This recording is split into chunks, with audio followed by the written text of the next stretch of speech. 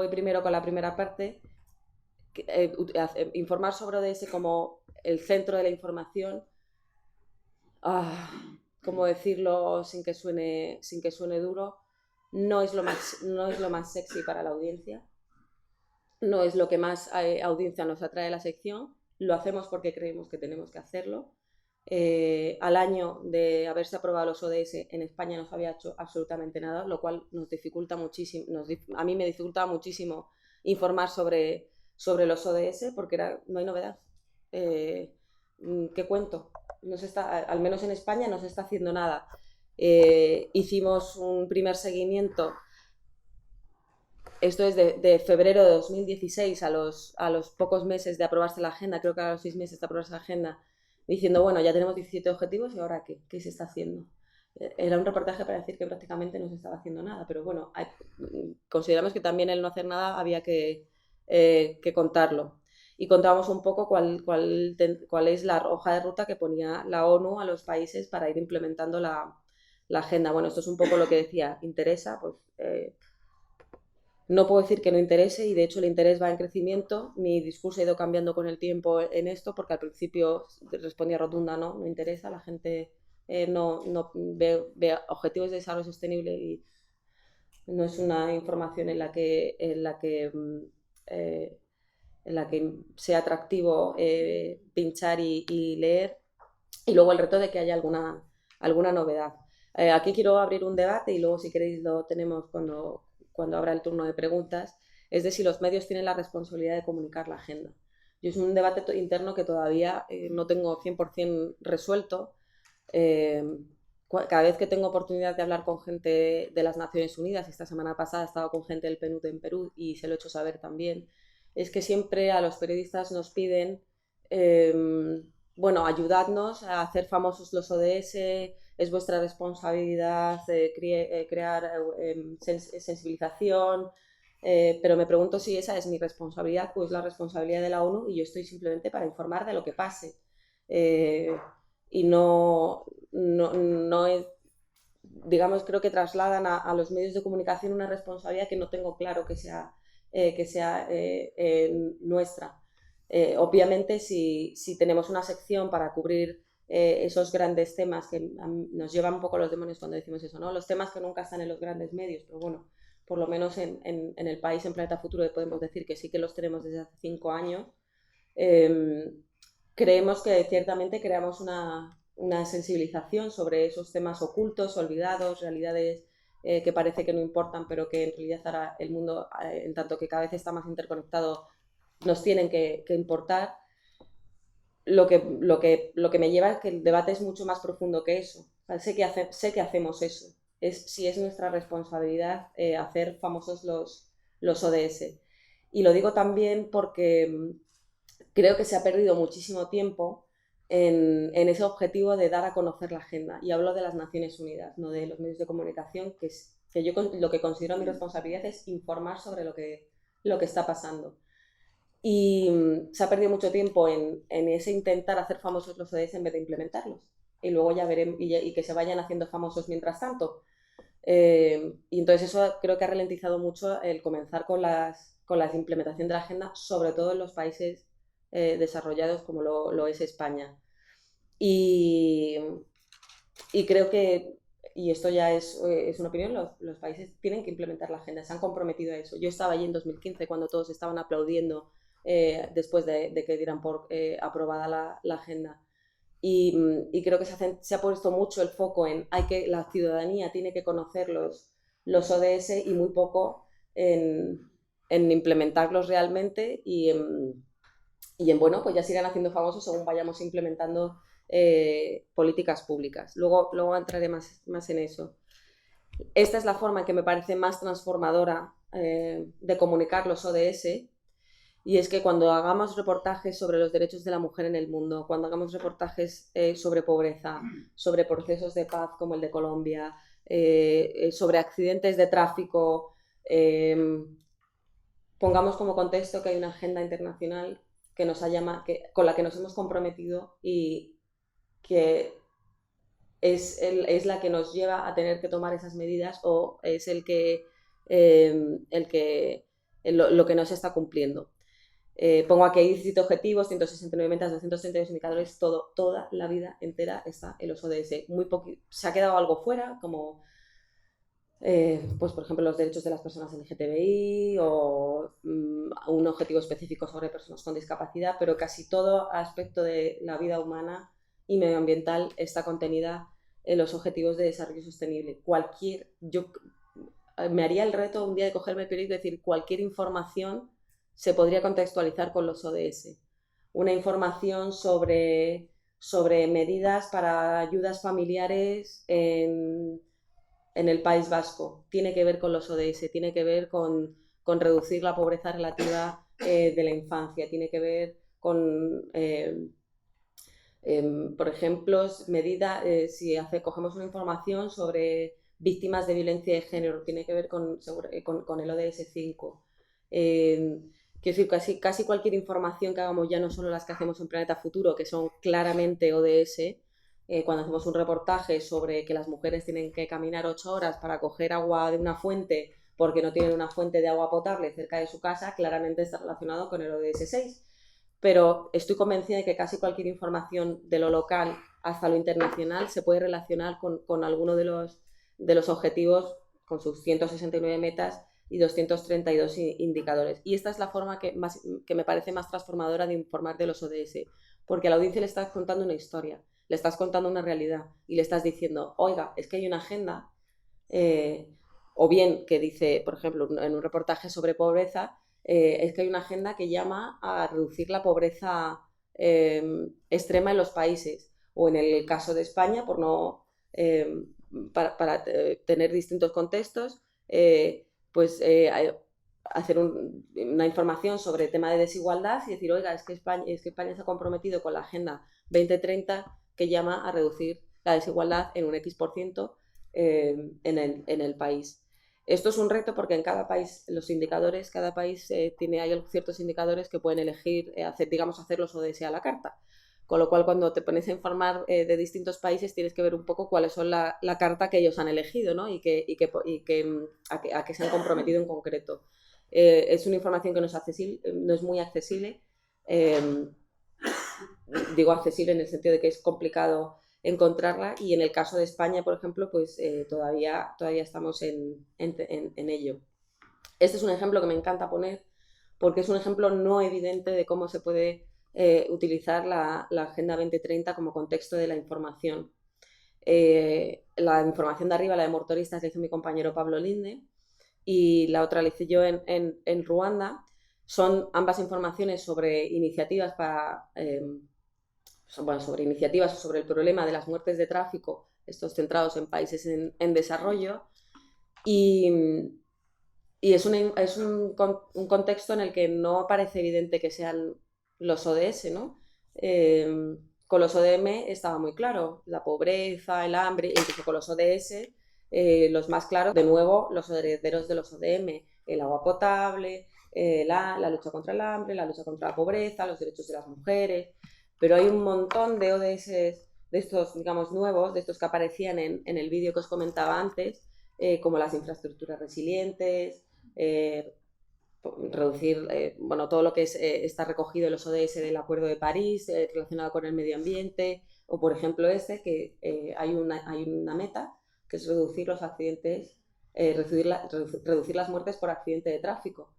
En España mucha gente muere y se queda herida por accidentes de tráfico. En los países en desarrollo ya no os cuento con las carreteras que tienen, que además eso está interrelacionado con otros ODS, que es el de infraestructuras.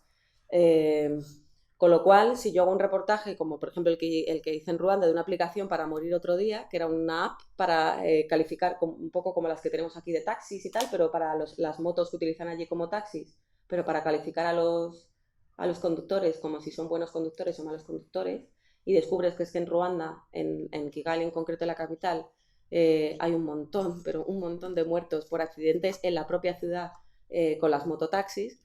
Dices, bueno, en realidad esto tiene que ver con esa meta del ODS, creo que es el 7. Yo a partir del 7 pero creo que no sé si es el 7, Pero lo que intento decir es que casi cualquier aspecto de la vida y cosas y realidades que no son evidentes están relacionadas con lo que dice. Y eso es lo que me parece transformador. Estas dos informaciones que veis están mencionados los ODS. Están mencionado que hay una meta contenida en el ODS tal que llama a reducir en un tanto por ciento las muertes por accidente de tráfico. Si eso lo hiciéramos con todas las informaciones, os aseguro que yo creo que los ODS serían famosos.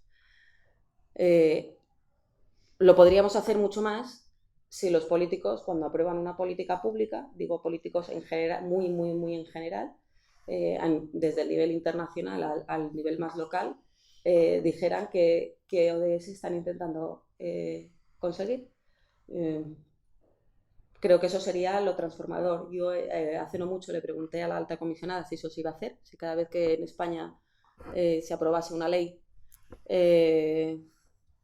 iba a pasar, digamos, el examen de los ODS, ¿no? Y se iba, como si fuera llevasen una adenda de, oye, pues esto es para conseguir el ODS tal, o no pasa el examen, o vemos que es contribuiría a lograr este ODS, pero tendríamos que ver cómo mitigar que contraviene este otro, y todavía eso está en marcha. Además, las elecciones han cortado un poco todo el trabajo que se venía haciendo y me imagino que se retomará.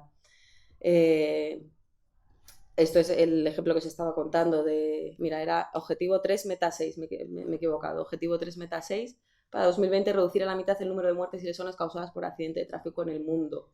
Eso compete a España y compete a cualquier país, en cualquier país del mundo, en desarrollo más, pero en cualquier país del mundo mueren gente o se lesionan gente por accidentes de tráfico.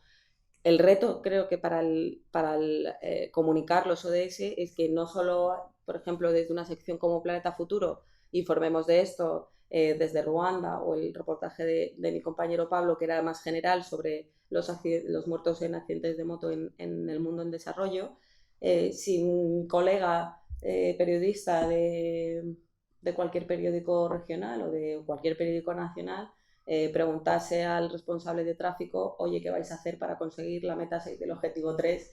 ¿Qué vais a hacer para reducir a la mitad el número de muertes? Porque España también tiene que hacerlo. Y paso al apartado de los retos que tenemos los periodistas. Uno es que nos quedemos en nuestra propia burbuja, o que digamos que entremos en la burbuja de la ONU y los ODS. Y ese es un poco lo que os comentaba antes, de creernos que todo el mundo sabe de lo que estamos hablando, y de repente pongo aquí lo del lenguaje con un montón de signos, y de repente pensarnos que ese lenguaje complejo y a veces incomprensible de la ONU todo el mundo lo comprende, y no hablo de pensar que la audiencia es tonta, ni muchísimo menos, la audiencia es muy inteligente. Hablo de que entremos en una burbuja en el que pensemos que todo el mundo está dentro de ella, y no es así. De verdad que os invito a que vayáis en la calle.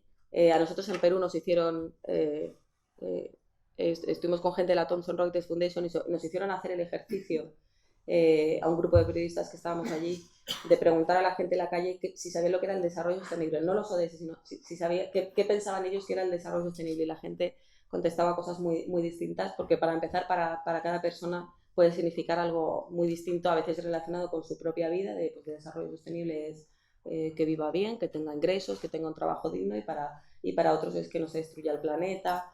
Bueno, y con el tema del lenguaje hablo de palabras como resiliencia, coherencia de políticas, el tema de los indicadores, umbral de la pobreza, en la definición de umbral de la pobreza, y todo esto nos obliga a, por ejemplo, la palabra resiliencia creo que ya está más extendida, pero por ejemplo el umbral de la pobreza creo que sí que hay que explicar cada vez qué significa umbral de la pobreza. Además, en cada país significa una cosa distinta, y por ejemplo, pues voy a poner un ejemplo que utilicemos mucho en la sección con el tema de seguridad alimentaria, que mucha gente aquí piensa que es que el pollo no esté intoxicado, o que la comida no te vayas a intoxicar, y nosotros solemos poner que una persona se levante cada día y sepa qué va a comer. Eso es seguridad alimentaria, levantarte por la mañana y saber qué vas a comer ese día. Hay gente que se levanta por la mañana y no sabe si va a comer ese día, eso es inseguridad alimentaria. Entonces, Digo, cuestiones de lenguaje, cuestiones de esto que a veces incluso con el tema de la cooperación internacional que llaman el cooperanto, ¿no? El propio idioma de los cooperantes, y con la ONU pasa igual. Bueno, pues hacer esa labor de traducirlo de nosotros mismos, conocer bien qué significa el concepto y contárselo a la audiencia. Y luego tenemos el reto del tiempo. Los periodistas ahora, si hay algo de lo que carecemos es de tiempo para hacer las cosas. En la sección en la que yo trabajo, afortunadamente, tenemos tiempo para hacer reportajes de largo recorrido, pero hay que tener tiempo para leer muchísimo. Solo la agenda es ya un documento interesante en el que estás unas cuantas horas leyendo, tener tiempo para entender lo que estás leyendo, eh, para preguntar si no lo entiendes. A mí a veces me pasa, ves un indicador y tienes que preguntar a los expertos en estadística de, oye, ¿esto qué quiere decir? No tengo ni idea. Y debatir sobre lo que estamos leyendo, porque no todos los temas son fáciles de tener digamos, una posición. Y con una posición me refiero a, bueno, saber un poco, después de ese leer y entender, decir, bueno, surgen debates en los que creo que es sano que la redacción hablemos sobre ello para llegar a cierto consenso sobre lo que estamos informando todos de la sección.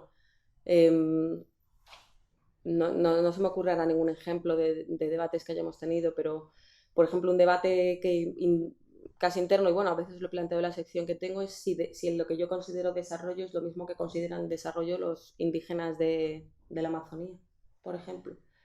Entonces, cuando hacemos una información sobre la construcción de una represa para tener electricidad, o la construcción de una carretera para comunicar una zona, ¿eso es desarrollo o no es desarrollo? Son informaciones muy complejas, porque, claro, de repente dices, joder, es que esta gente está defendiendo su territorio, su chacra en los ríos. Están defendiendo, de hecho, el patrimonio de toda la humanidad, ¿eh? Pero claro, tienen un médico a 3 horas. Doy fe, ¿eh? Esta semana pasada he estado en Perú, he tenido un problema con el pie y tardé 3 horas en llegar al médico más cercano.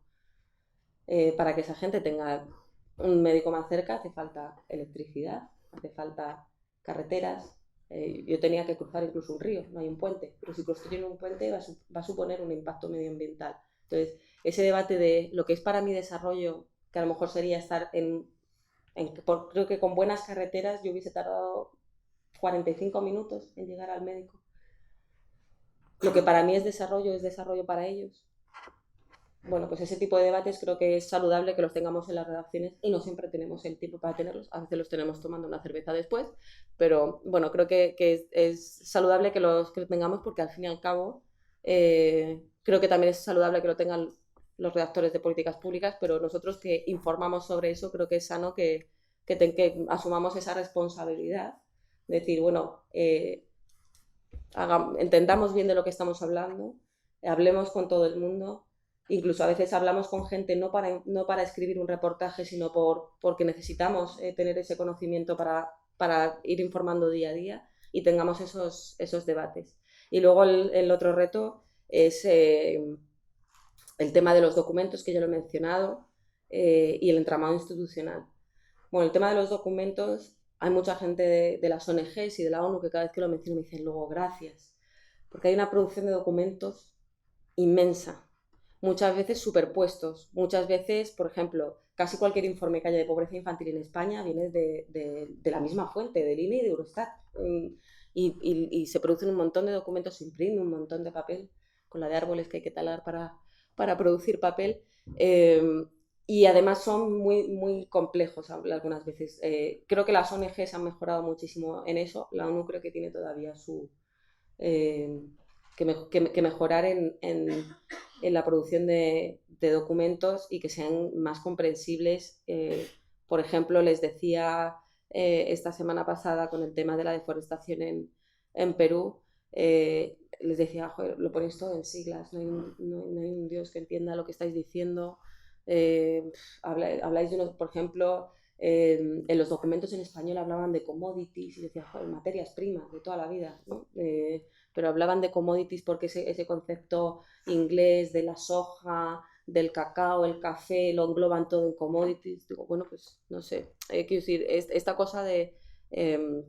incluso me mandaron una opinión que contenía palabras en inglés y la edité, ¿no? De verdad, yo porque sé lo que son las commodities, porque estaba allí para informar de eso, pero de verdad, hay que pensar en la persona que estaba en la cafetería poniendo cafés. Tú le dices, ¿qué son las commodities? Y lo está sirviendo, pero commodities, hablarme de, yo qué sé, pues eso, de materias primas y poner entre paréntesis cacao, café, soja, no sé. Bueno, eso es un reto que yo creo que tenemos. En España, y esta presentación la he ido cambiando con el tiempo, decía, el acceso a fuentes directas. Durante 4 años en España yo no he tenido un teléfono, bueno, yo ni mis compañeros, no hemos tenido un teléfono al que llamar y decir, oye, ¿cómo van los ODS en España? No había nadie. Habían algunas comunidades autónomas que iban haciendo trabajo en eso y, pues, claro, nos hacemos con los contactos, pero no había alguien que yo dijera, oye, ¿cómo vais?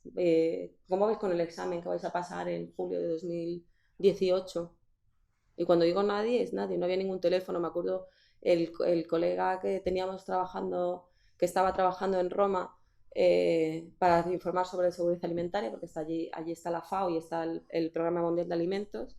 Me dice, oye Sandra, tú que la que lleva Agenda 2030, ¿a quién puedo llamar en España para saber cómo va el tema de la lucha contra el hambre? Y sobre todo, hay una meta que es una alimentación, acceso a una alimentación saludable. No puedes llamar a nadie. Búscalo en el INE, no sé, a ver qué encuentras. No había, directamente no había un teléfono al que llamar. Eso afortunadamente ha cambiado en los últimos meses. Y luego, bueno, un poco lo que os contaba de, pues, tener acceso a expertos, por supuesto, a los políticos que no siempre sabían de lo que les estábamos hablando. Y eso ha mejorado muchísimo en los últimos meses. Y luego, pues, los gabinetes de comunicación. Yo he estado también en el otro lado y sé lo que es trabajar en un gabinete de comunicación, pero muchas veces son un poco un freno para acceder a la persona que te puede servir de fuente, y muchas veces son el puente que necesitamos y son nuestros colegas. Pero bueno, ese es uno de los retos, irse haciendo digamos, con las fuentes poco a poco, porque al principio, digamos que se produjo un pequeño caos, ¿no? No en todas las organizaciones tenían una persona que supiera.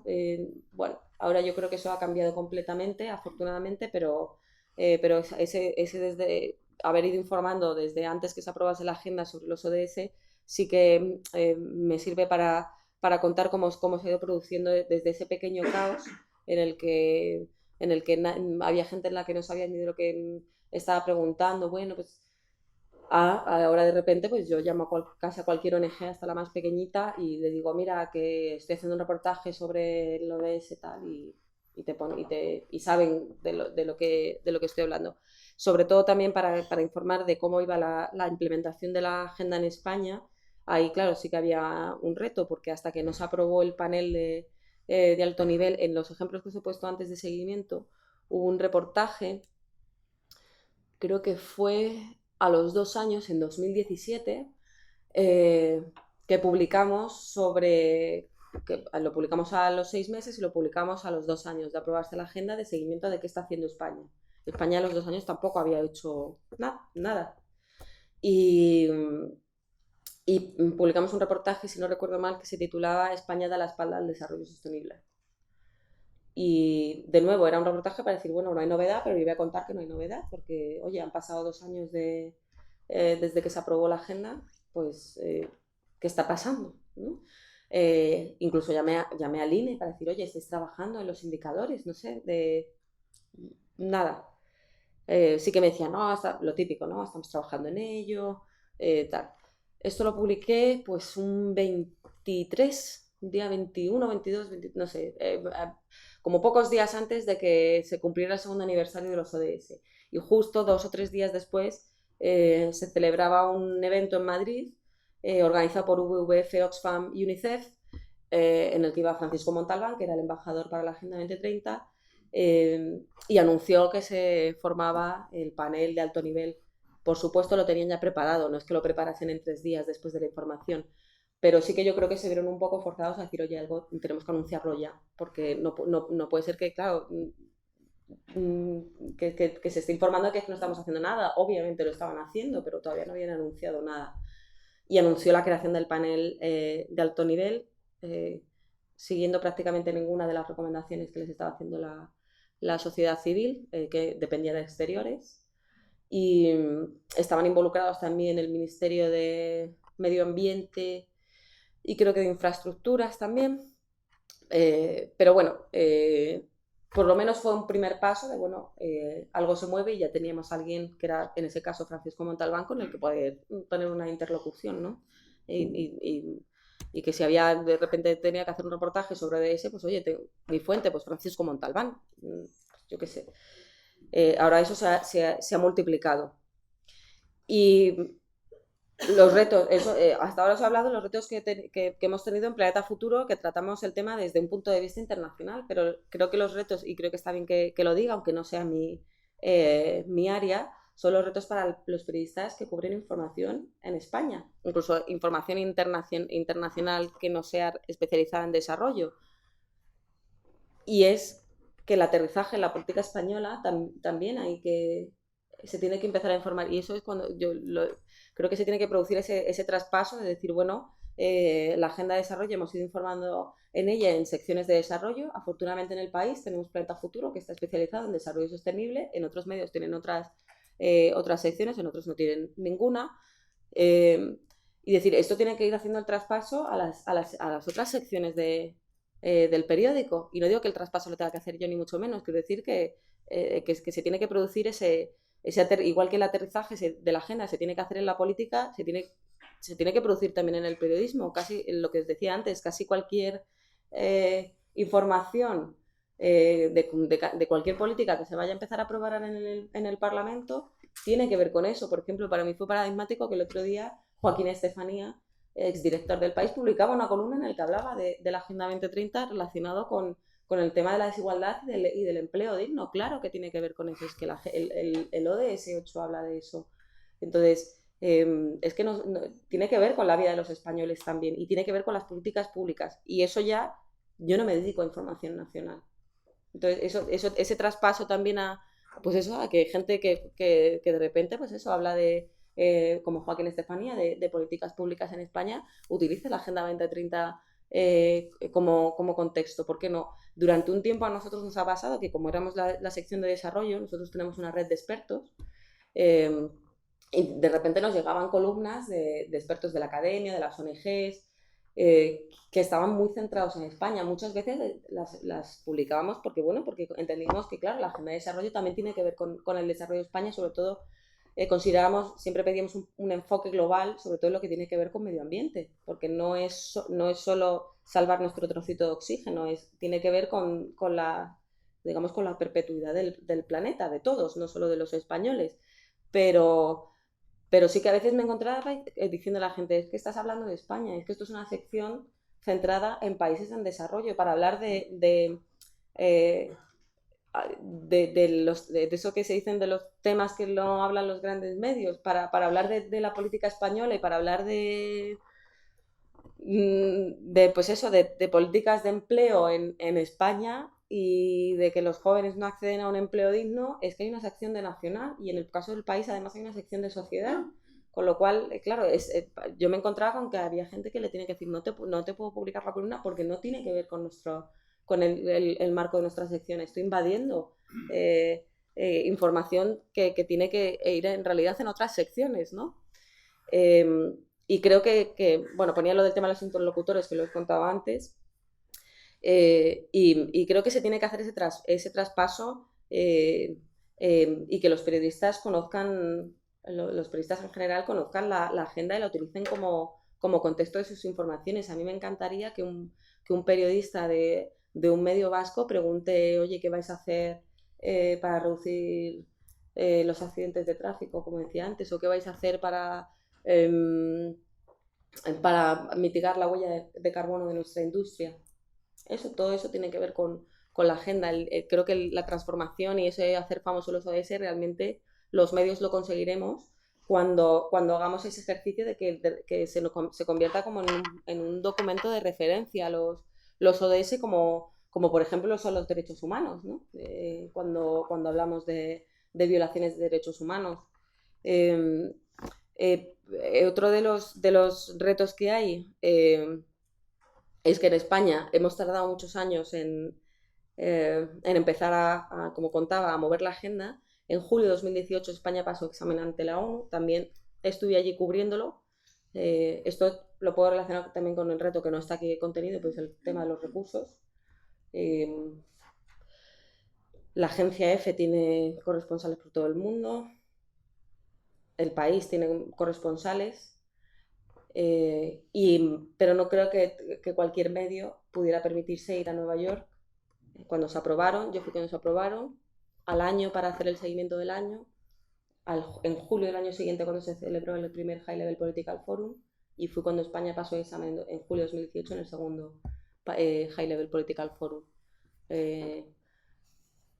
Hace falta recursos y los medios carecen en muchos casos de los recursos para poder hacer una cobertura in situ de los ODS, incluso también en terreno, cuando de esto de cómo contesto la información, ir a terreno o pagar a freelance en terreno que cubran estos temas y tengan el conocimiento, a su vez tengan el conocimiento de la agenda. Decía que España pasó examen ante la ONU en julio de 2018 y fue cuando se presentó la primera, o sea, 3 años después de que se aprobase la agenda, la primera fotografía incompleta, es decir, de cómo estaba España respecto a los ODS. O sea, alguien que cubra temas de nacional, ahora, y de hecho si entras en la página del INE, ahora sí, hay un apartado en la página del INE en la que está cómo está esa fotografía estadística de cómo está España ante los ODS. Creo que está incompleta porque hay cosas que yo creo que son retos para España y no están ahí todavía. Siempre pregunto cuando hablo con gente del alto comisionado y gente que está trabajando en la agenda sobre esto. Por ejemplo, hay un indicador que es saber cuánto tiempo de más dedican las mujeres a trabajos no remunerados respecto de los hombres. Estoy segura que en España es desigual. Lo es en todo el mundo, pero estoy segura de que en España también. Y no tenemos ese indicador. No hay ninguna encuesta en España que diga cuánto tiempo... no se pregunta a los españoles, oye, ¿tú cuánto tiempo dedicas a tareas de la casa, tareas no remuneradas? A los cuidados de personas dependientes de manera no remunerada y que esté desagregado por sexos. No existe esa estadística. Entonces creo que todavía es una fotografía incompleta y sé que están trabajando en ella. Creo que esto representa un reto porque vamos muy atrasados para ir informando, por ejemplo, del progreso. Yo pregunto si España iba a volver en julio de 2019 al High Level Political Forum y creo que no va a presentar examen, con lo cual tardaremos todavía otro tiempo en saber si respecto de esa primera fotografía que presentó España en julio, cómo va, si hemos mejorado, se han tomado medidas para mejorar esos primeros indicadores y todavía de esa primera fotografía todavía está por definir alguno de esos indicadores que os decía que son a la carta de los países, con lo cual tampoco sabemos a dónde quiere llegar España. O sea, sabemos cómo está, pero no sabemos exactamente qué objetivo se pone a sí misma, con lo cual, bueno, todavía tenemos ahí ese reto para seguir informando de la agenda. Y luego hay otro reto, lo he añadido para esta presentación porque es un tema que se empieza a plantear. Las empresas en España están siendo muy activas con el paraguas de Pacto Mundial, pero no solo con el paraguas de Pacto Mundial, están siendo muy activas en decir que implementan o que tienen planes para implementar los ODS. Y digo en decir porque comprobarlo es muy complicado. Y además son empresas que tienen mucha relación con los ODS. Entonces, está bien que, sí, de hecho es uno de los objetivos de la ONU, que implicar al sector privado, con lo que ha hecho surgir debate en torno a eso, si el sector privado debe estar ahí. Me recuerdo que Roberto Visio, que es un pensador y un filósofo uruguayo, me decía, es como sentar al zorro en la mesa del gallinero, ¿no? Con las gallinas. Bueno, él decía eso, decía, las empresas simplemente tienen que cumplirlos, pero no tienen que estar en la mesa de debate. Pero bueno, lo cierto es que hay un cierto consenso en que sin la implicación de las empresas no se van a lograr los ODS. Porque hay ODS, de hecho, que están relacionados con el sector, íntimamente relacionados con el sector privado. Eh, que decir el tema de todo el tema de empleo, pero impacto medioambiental, bueno. Y ahí está el riesgo de lo que, bueno, se lo leía a Gonzalo Fanjul en una columna, pero estoy segura de que el término no es suyo, que es el ODS washing, que quiere decir que pues lavarte la imagen con los ODS. Igual que digo, el reto es el mismo que se planteaba con la responsabilidad social corporativa, ¿no? Eh, con la responsabilidad social corporativa se informa a veces de cuando las empresas hacen, digamos, proyectos de responsabilidad social corporativa que muchas veces se confunden con lo que les obliga la ley. Por ejemplo, muchas veces se considera responsabilidad social corporativa que contraten a personas con discapacidad y la ley les obliga a las empresas de más de X empleados a tener un 2% de su plantilla que sean personas con alguna discapacidad, pero bueno, quiero decir que igual que existe el riesgo con la responsabilidad social corporativa de que las empresas se intenten lavar por un lado con ciertos proyectos la imagen de cosas que están haciendo mal por el otro, pues el mismo riesgo existe con los ODS, ¿no? Que presenten sus planes maravillosos de cumplimiento de los ODS y estén secando un río en Guatemala porque ahí están construyendo, pongamos una empresa constructora, está construyendo una represa, una subcontrata, una filial, bueno, luego, por eso digo que es muy complejo, ¿no? Que esté construyendo una represa en Guatemala y esté secando el río de una comunidad indígena. Puede suceder. Entonces, quiero decir que ahí está el riesgo de cómo hacemos el tema de informar de cómo implementan los ODS las empresas, que per se, digo, no está mal, pero creo que es un riesgo añadido no caer digamos, en hacerles el lavado de imagen sobre texto de que están elaborando planes de implementación de los ODS. Y claro, hay empresas en las que se ve claramente, por ejemplo, empresas de fabricación de móviles. Utilizan oro, utilizan coltán, tienen planes maravillosos para empleo digno de sus empleados, cumplir con ciertos ODS, saben de dónde sale ese coltán, saben de dónde sale ese oro, qué hacen con los desechos de los móviles. El plástico es reciclado, no sé, quiero decir, hay un montón de dudas y ahí, bueno, hay organizaciones que lo hacen muy bien denunciando violaciones de derechos humanos y algunas están muy relacionadas con los ODS. Bueno, en decir, bueno, pues sí, mira, hemos preguntado por ejemplo, con el tema de los coches eléctricos, símbolo de la preservación del medio ambiente para acabar con los combustibles fósiles, al menos en el tema de movilidad. Bueno, las baterías están fabricadas eh, con materiales que no provienen de trabajo esclavo, de trabajo infantil. Bueno, hay organizaciones ahí que lo denuncian, pero quiero decir que los periodistas también tenemos que estar alerta de ese tipo de cuestiones.